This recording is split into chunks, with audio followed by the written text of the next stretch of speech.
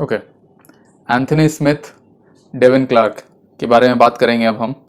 और Anthony Smith उस तरीके का फाइटर है जो काफ़ी ज़्यादा इंटेलिजेंट है, लेकिन वो अपने इंटेलिजेंस का इस्तेमाल नहीं करता है। जैसे हमको लगता है उसका नाम है आपको आयरन हार्ट। क्यों नाम है? क्योंकि वो गिव अप नहीं करना चाहता है फाइट में। लेकिन अगर आप 100% अगर कोई फाइट हो रही है, मतलब किसी भी चीज का बेसिकली रेशियो 100% है, तो आप 500% फाइट हार रहे हैं, तो आपको टैप आउट करके हट जाना चाहिए। कोई भी चांस से आप नहीं जीत पाइएगा।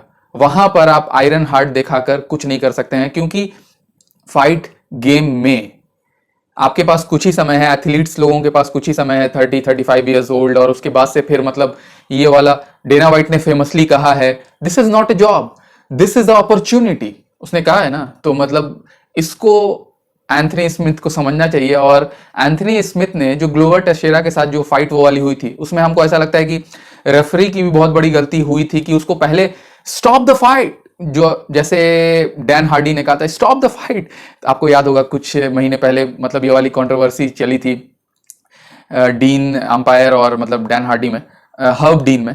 तो उसी तरीके की उस वो वाली फाइट जो हुई थी ग्लोवर टेशेरा और एंथनी स्मिथ में, वो लेट स्टॉपेज हुआ था, और जिसके वजह से हमको ऐसा लगा था कि रैकिच वाली जो फाइट थी वो वाली होनी ही नहीं चाहिए, एंथनी स्मिथ और रैकिच वाली फाइट।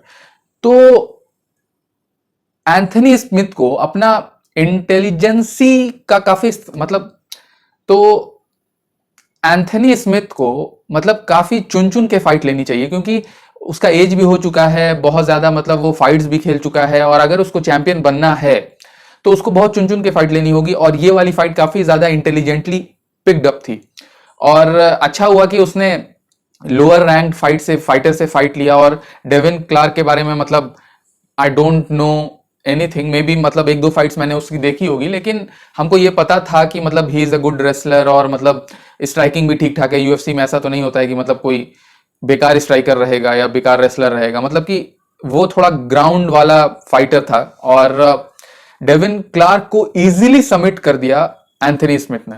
और मैं बहुत ज्यादा इस फाइट में टेक्निकल नहीं जाऊंगा, क्योंकि मतलब डेविन क्लार्क के बारे में हमको उतना पता नहीं है कि मतलब उसका उतना कैसा बैकग्राउंड है और मतलब वो कैसा परफॉर्म करता है। लेकिन एंथनी स्मिथ के बारे में हम भी जानते हैं और आप भी जानते हैं, he is a top league fighter, लेकिन उसको इंटेलिजेंटली फाइट पिकअप करनी होगी। और ये फाइट के बाद अगर आप सोच रहे हैं कि ही is like he is back, मतलब वो कॉन्फिडेंस लूज कर चुका था, वो बैक आउट कभी हुआ नहीं था, वो कॉन्फिडेंस लूज कर चुका था। और उसको इंटेलिजेंटली फाइट लेनी चाहिए, जो उसके मैनेजर का काम है, जो मैनेजर उसको मैनेज अच्छे से नहीं कर रहा था। क्योंकि टशेरा के बाद एकदम तुरंत फाइट रैकिच के साथ, जो रैकिच काफी अच्छा फाइटर है, ही इज लाइक डेविस्टेटिंग फाइटर, और इतना जल्दी उतने खराब लॉस के बाद फिर से रैकिच was not a good option, was not a good suggestion from his team, I think so। तो इस वजह से ये वाली फाइट आपको पता ही है कि मतलब सबमिशन और एक दो ही मिनट में खत्म हो गया। अब एंथनी स्मिथ को तुरंत वो जनवरी या फरवरी में उसको फाइट लेनी चाहिए, क्योंकि he is on up, confident उसका बिल्ड हो चुका है। उसने फाइट में एक दो पंचेस और मतलब डेविस्टेटिंग, एक भी पंच उसने मतलब क्रिटिकल स्ट्राइक टाइप से मतलब एक भी नहीं उसने मतलब उसके ओपोनेंट ने लैंड किया उस पर, ही इज लाइक अनटच्ड।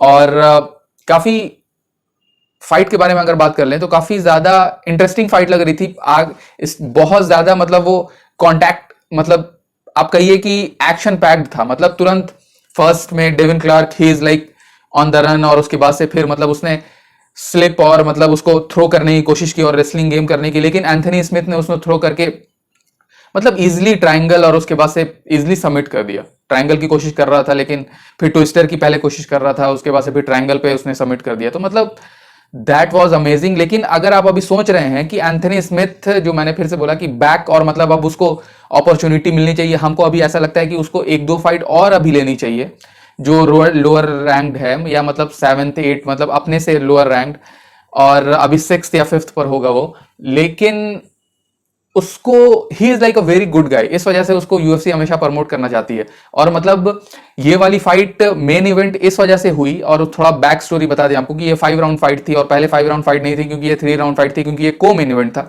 लेकिन ब्लेड और लुइस मेन इवेंट था, लेकिन ब्लेड को कोरोना वायरस हो गया तो इसके वजह से ये वाला बम्ड अप हो गया। 5 राउंड फाइट्स नहीं, मेन इवेंट हो गया था। लेकिन एंथोनी स्मिथ ने कॉल किया डेना वाइट को और मतलब उसको एक तरीके से मना लिया कि मतलब हमको 5 राउंड फाइट चाहिए। इसका ये मतलब होता है, जो आप सोचिए कि Anthony Smith is going to push for again for championship, क्योंकि 5 राउंड फाइट मेन इवेंट और लास्ट 7 मैचेस जो है एंथनी स्मिथ के वो मेन इवेंट हुए थे और ये वाला भी मेन इवेंट था। मतलब कि he is on the right path और वो चाहता है कि वो फिर से चैंपियन बने, और जब वो चैंपियनशिप करेगा तो जितना ज्यादा उसको 5 राउंड फाइट्स का एक्सपीरियंस होगा उसके लिए अच्छा होगा। और ये वाली फाइट 3 राउंड थी, लेकिन उसने मना लिया डेना वाइट को 5 राउंड्स के लिए। तो यही सब हमको कहना था और thank you for watching and I am very happy. Anthony Smith is a very nice guy और उसका अभी करियर ब्रॉडकास्टिंग में भी काफी अच्छा चल रहा है और आगे देखना है कि अब क्या होगा। So thank you for watching, thank you for listening. और दोनों एक साथ आप कर सकते हैं और आप सब्सक्राइब, लाइक, कमेंट कमेंट में बात कर सकते हैं कि आपको क्या अच्छा लगा, क्या खराब लगा। अगर खराब लगा तो प्लीज़ कमेंट, अच्छा लगा तो लाइक बटन तो मतलब इट्स सफिशिएंट।